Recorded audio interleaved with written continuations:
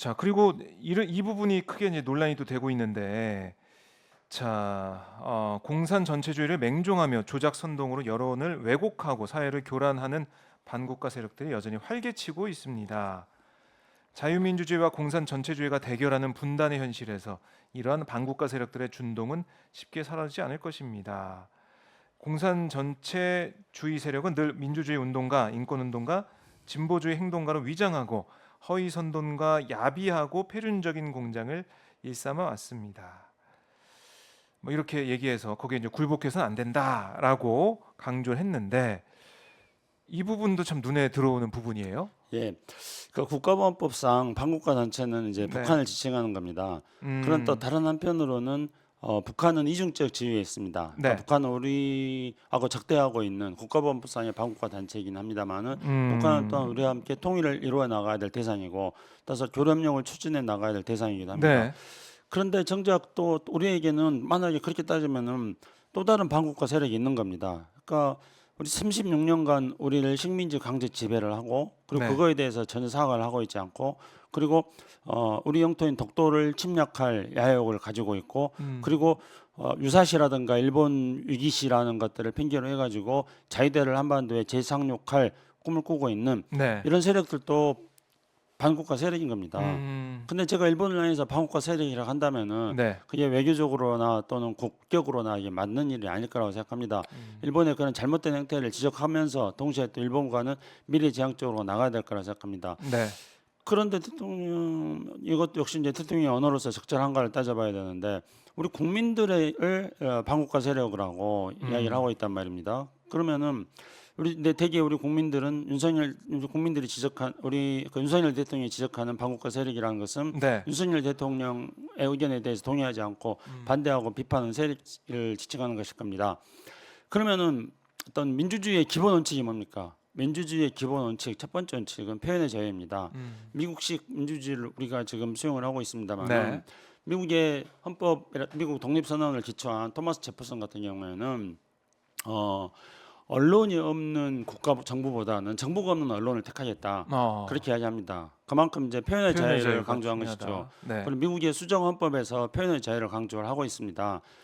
표현의 자유를 강조하고 있는 것은 우리 민주주의 국가는 다원주의 국가가 아닙니까? 다양한 여러 세력들이 공존하고 있습니다. 네. 그래서 다양한 여러 세력들 중에서 어떤 한 세력, 힘이 세거나 돈이 많이 있거나 이런 세력의 목소리가 전체를 지배할 가능성이 많이 있습니다. 그렇기 때문에 이게 전체주의가 되는 겁니다.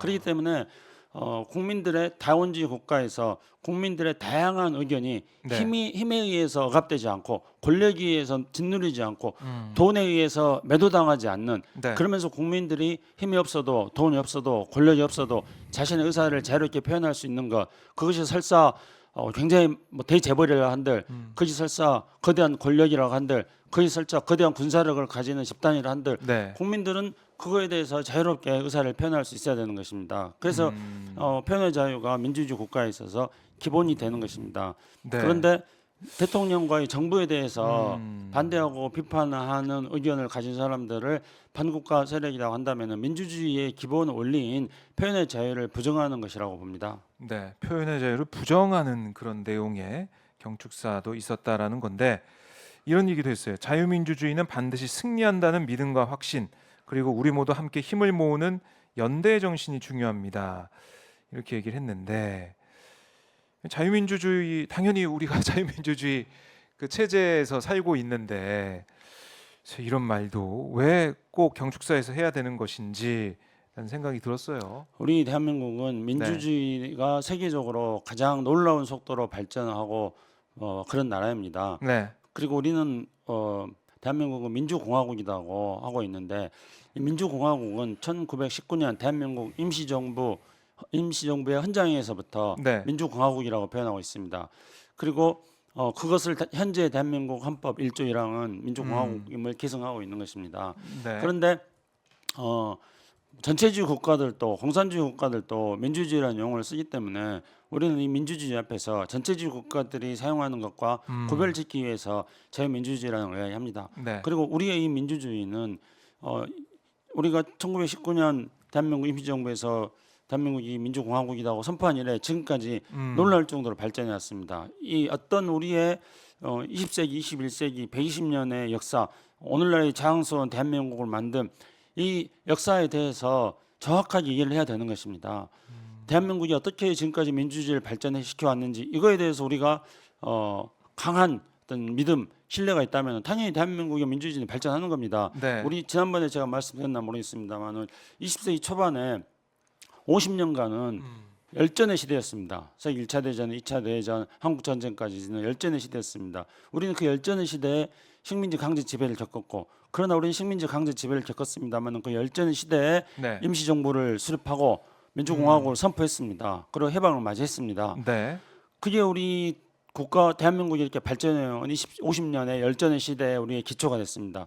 그리고 그 이후에 1950년부터 1990년까지 세계사적인 40년간의 그 냉전의 시대였습니다. 네. 그 냉전의 시대에 우리는 전쟁을 하고 우리는 분단을 겪어야 했습니다. 그러나 그 40년의 냉전의 시대에 대한민국은 산업화를 했습니다. 네. 그리고 그 이후에 1990년부터 지금까지 30년간의 탈냉전의 시대였습니다. 우리는 탈냉전의 시대에 중국과 교역을 통해 가지고 오늘날 네. 우리 성장의 기초들을 30년간 만들어 놓은 겁니다. 앞으로 우리가 밥 먹고 살 걸 중국과의 교역을 통해 가지고 다 만들었습니다. 그리고 대한민국 민주주의 이루었습니다. 세계에서 가장 빠른 속도로 민주주의 이루었고 우리는 국민의 힘에 의해 가지고 촛불이라는 국민 한 사람이 한 사람이 든 그 아무것도 아닌 것처럼 보인 그 작은 촛불이 모여서 수백만 개가 되어 가지고 네. 대한민국의 민주주의를 세계적으로 유례를 찾아볼 수 없을 정도로 대한민국의 민주주의를 발전시켰습니다. 그리고 우리는 정보화에도 성공했습니다. 네. 그리고 우리는 세계화에도 성공했습니다. 그래서 지금 우리 대한민국은 세계인들이 열광하는 매력 국가가 되고 있습니다. 네. 김구 선생이 꿈꿨던 그 아름다운 나라가 지금 이루어지고 있는 것입니다. 심지어 2년 전인가요? 옹쿠타드에서 대한민국은 이제 선진국의 반열로 분류를 하기 시작했습니다. 네. 이제 우리는 그런 어떤 산업화와 민주화와 정보화와 세계화 이런 것들이 기반을 두고 우리는 지금 선진국의 문턱을 넘어서고 있는 것입니다. 네. 선진국에서는 이렇게 국민들을 향해서 아하. 자유국민들이 반국가 세력이다 이렇게 하지 않습니다. 대한민국은 선진국인 겁니다. 그리고 우리는 지금까지 120년간 달려온 이 대한민국의 수를 받기는 누가 움직였는가?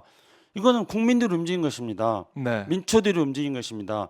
전 세계 곳곳에 나가 있는 피땀 흘린 700만 해외 동포들이 만든 것입니다. 그 힘에 의해 가지고 오늘날 대한민국은 여기까지 왔습니다. 그리고 네. 우리 국민들은, 우리 민초들은, 우리 700만 해외 동포들은 이 역사의 바퀴를 계속 굴려 나갈 것입니다. 네. 그렇기 때문에 대한민국은 앞으로 더 발전해 나갈 것이라고 저는 믿습니다.